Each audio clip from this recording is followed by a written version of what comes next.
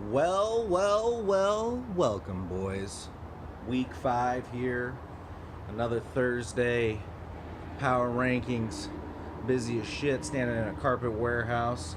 Looking out at the sun here. Um, One of these last few nice days we're going to have. So, decided to enjoy it a little bit. Stand up, let the energy kind of flow out as I ramble on about this shit. I've been playing fantasy football a long time, and I gotta tell you, I feel good about the league. I mean, I think everyone in the league can actually play and is competing. A little bit more engagement. I've been expecting some videos here and there. Haven't seen that yet, but I'm just gonna keep making my small contribution, and hopefully you guys enjoy it. And I won't put the video on private this time, so you can actually watch it. Also trying to do the wide angle. Don't know if it's gonna work, but here we are trying it.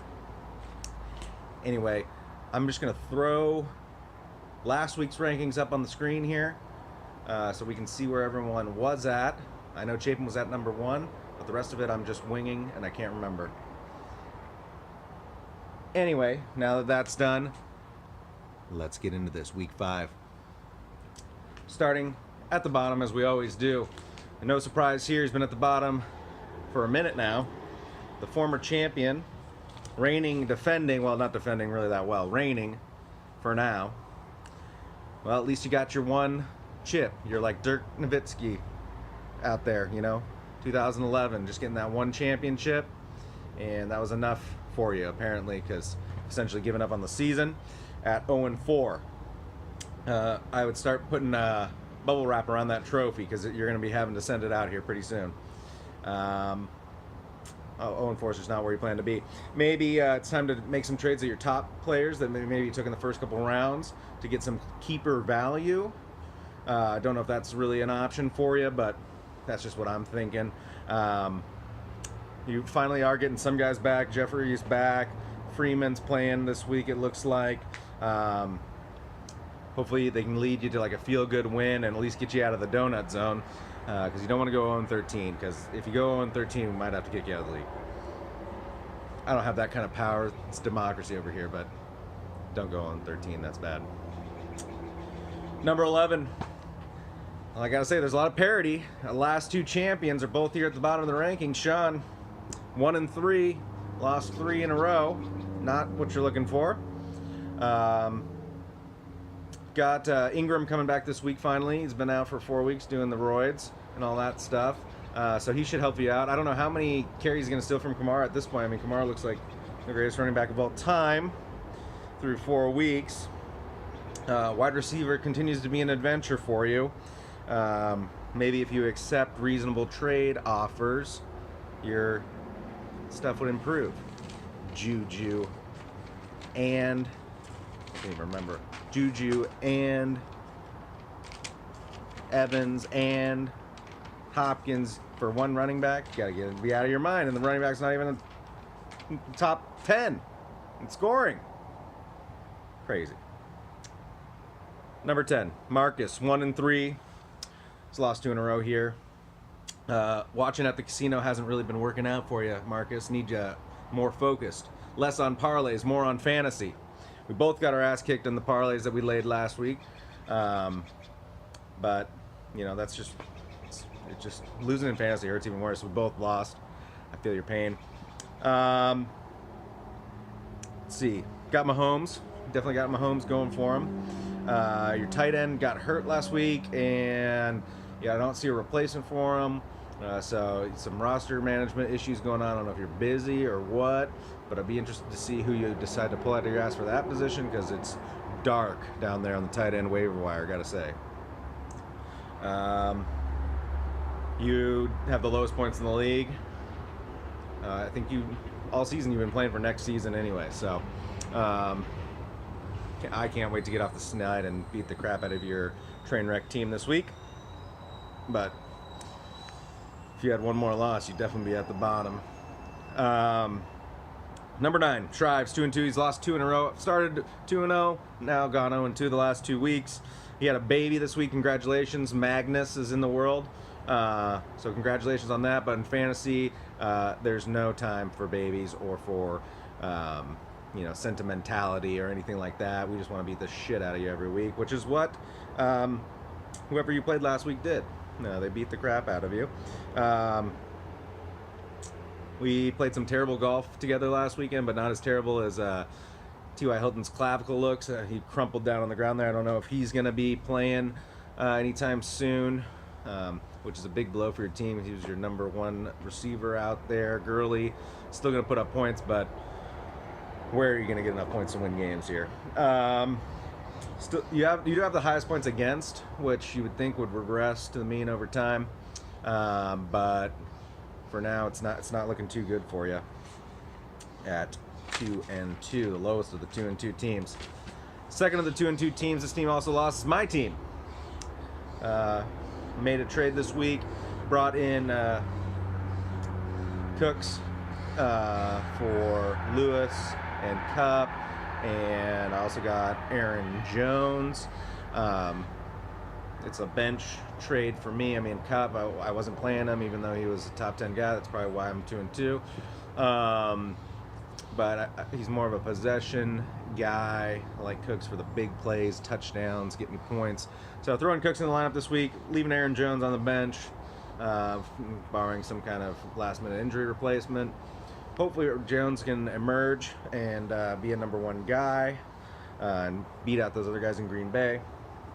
Gonna try not to leave 100 points on the bench this week. That would be fantastic. Hopkins, Juju, Cook, and Cooks. We're the 2 Cooks now. 2 Cooks versus 2 Rings. I like Cooks over Rings.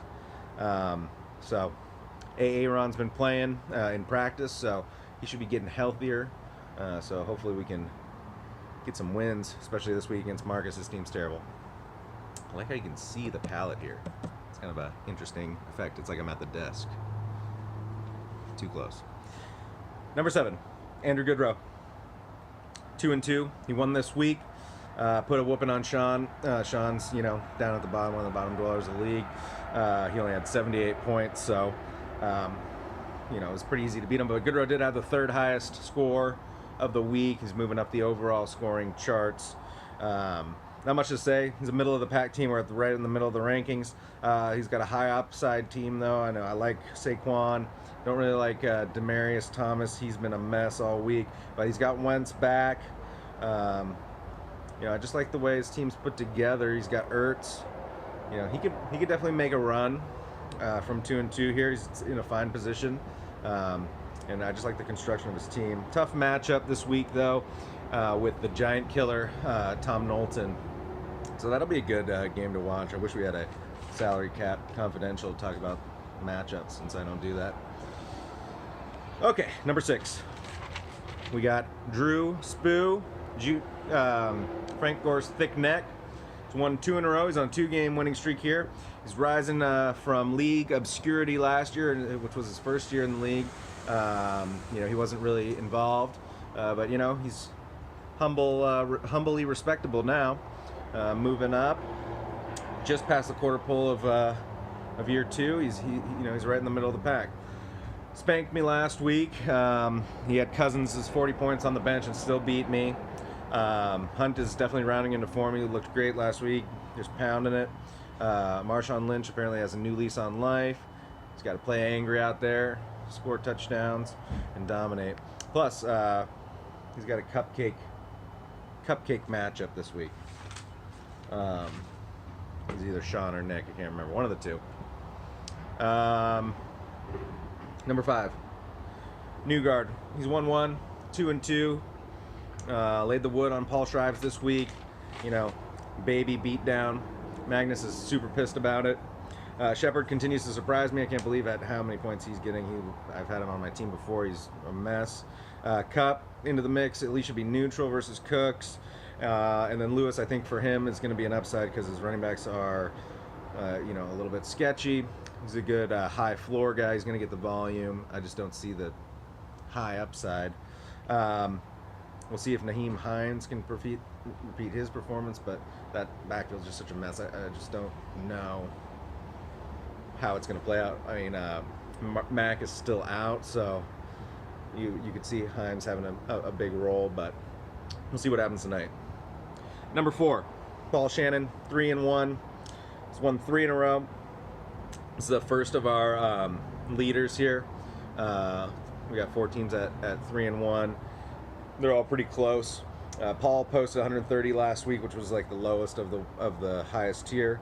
Would really like to hear a Salary Cap Confidential about the Capiello matchup this week. Cousin against cousin. Got the whole family out. They're gonna have popcorn and potato chips and hot dogs and hamburgers. Have a little barbecue out on the lawn, one of the last nice days of the year, while they try to beat the shit out of each other in fantasy. So it's gonna be start tonight. The barbecue's gonna start tonight, go all the way till Monday. So we're gonna have a 4-day cookout.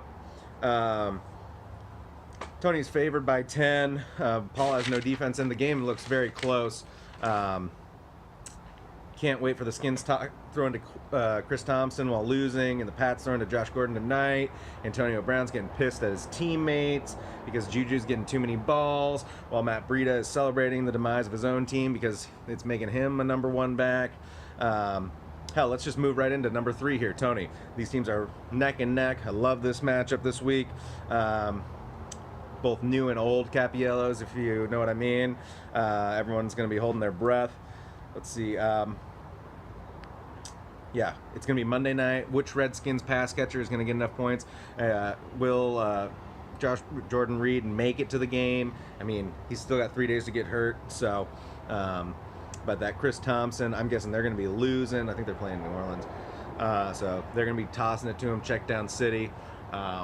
But Jordan Reed could get open for a touchdown, and we could have a real game on our hands here. Number 2, Chapin. I mean, what can we say? Top point scorer in the league. Lost this week, but still dominating in a lot of ways. He's got Drew Brees and Matt Ryan, so he's got 2 top 6 quarterbacks. He took a step back this week in scoring. I'm just not lighting it on fire. Still doing very well. He's getting ready for a baby beatdown this week against against Paul. So Magnus is getting 2 whoopings his first 2 weeks of life. He's gonna be a tough out. I mean, Thomas, Kamara, that New Orleans, Kelsey, he's got everything going for him. So his team's tough to beat. But that being said, he can be beat. He is human. Let's give a hand to Tom Knowlton. One of the old dogs in the league. He's been around for a long time. He played in a lot of seasons. He's not an inaugural member, but I've definitely had him over to my house a few times and seen him at Tony's house a few times. Just a class act. He won 2. It's 3-1. See, dead silent in the group. No participation at all. I probably will never see this video, but I got to celebrate you, Tommy. I've had a tough road. We got so excited that my phone died. I had to go back inside. Tom, you're number 1. Congratulations. Have a good week, boys. Good luck to all y'all. Marcus, can't wait to phone you.